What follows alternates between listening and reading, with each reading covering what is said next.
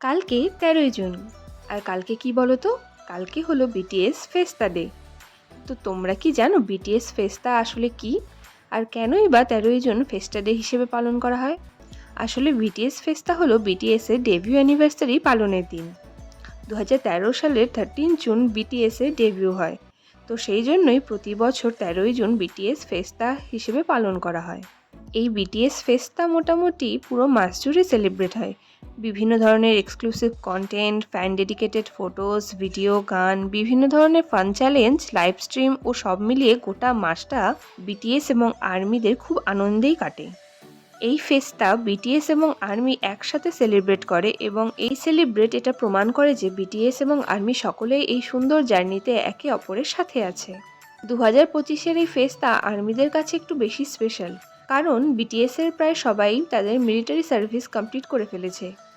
শুধুমাত্র এখন ইয়ুঙ্গি বাকি আছে, তবে সেও আর কয়েকদিনের মধ্যেই চলে আসবে।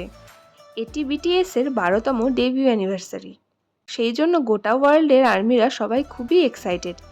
এবারের বিটিএস ফেস্তা ২০২৫-এর থিম হচ্ছে 12 o'clock, যা রিপ্রেজেন্ট করে নিউ বিগিনিং অর্থাৎ নতুন শুরুকে। এই থিমটি ইন্সপায়ার হয়েছে তাদেরই সং 0 o'clock থেকে। জুনের প্রথম থেকেই ফেস্তার জন্য বিভিন্ন কন্টেন্ট করা হচ্ছে। যেমন প্রথমেই জিন এবং জেহো বিটিএস নিউজ নামে একটি শো করে, যেখানে জিন নিউজ অ্যাঙ্কার এবং জেহো ফিল্ড রিপোর্টারের রোল প্লে করে।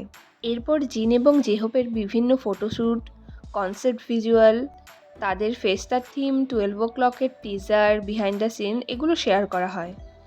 এবং এই মাসেই বিটিএস সদস্যদের রিইউনিয়ন, সেটাই এখন সবচেয়ে গুরুত্বপূর্ণ ব্যাপার। এছাড়াও বিঘির ১৩ এবং ১৪ তারিখে কিনটেক্সে কিছু অফলাইন ফেস্টিভ অ্যাক্টিভিটিস রেখেছে। সেখানে থাকবে army bomb photo spot, BTS locker, DIY crafts, colouring wall, light shows, free gifts, আরও অনেক কিছু, যা আর্মিরা এনজয় করতে পারবে। এছাড়া আর্মিরাও তাদের ভালো লাগা প্রকাশ করেছে গোটা বিশ্বজুড়ে। যেমন কোরিয়ার বিভিন্ন জায়গায় পার্পেল থিমে গোটা এরিয়া সাজানো হচ্ছে, পার্পেল লাইটিং করা হচ্ছে, এমনকি বিটিএস এর জন্য সংও তৈরি করা হচ্ছে। আর্মিরা এই সময়টাকে বছরের শ্রেষ্ঠ সময় হিসেবে মনে করে। আজকে জংকুক উইভার্সে তার এবং জিমিনের ছবি দিয়ে সেখানে ক্যাপশন দেয় উই আর ব্যাক।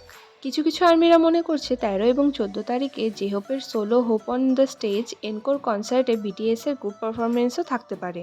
এবং জেহোপের নিউ ট্র্যাক কিলিং ইট গার্লও কিন্তু ১৩ তারিখেই রিলিজ হচ্ছে। তো সব মিলিয়ে আর্মিরা গোটা মাস জুড়েই কিন্তু খুব ব্যস্ত থাকবে, and they are so ready for this. এছাড়াও বিটিএস হিন্ট দিয়েছে যে ২০২৫-এর লাস্টে কিংবা ২০২৬-এর ফার্স্টের দিকে তাদের কামব্যাকও আসতে পারে। সো সবাই প্রিপেয়ার তো?